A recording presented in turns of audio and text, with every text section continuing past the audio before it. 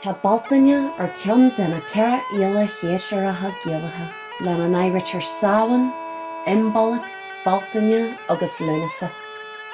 Thiteann Bealtaine amach leath faoi ar cónocht an earraigh agus grianstad an tarraingt.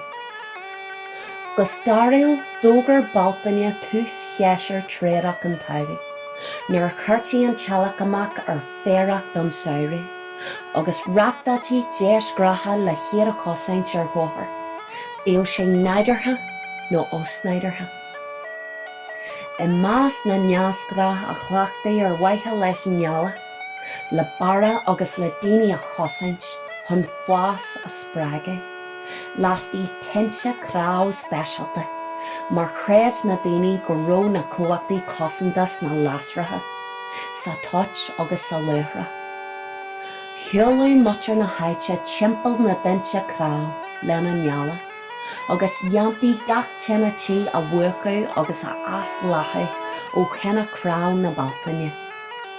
Bhíodh féasta mór ina cuid den a tionól seo, agus thugtaí cuid den bhia agus den deach donna siag.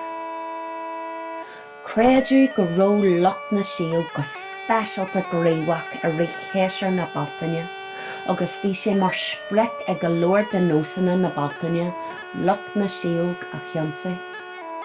In amana, áirtear ar an bhuitir sí mar iarsmí den a détha paganta, agus spirid an neidir. Maisití dúirse, foiinneige, bóthaí agus alach le blachanna buí na Bealtaine, ar waithe le how agus cosaint, ar orsaí mistiúlaigh ach go háirithe a gé.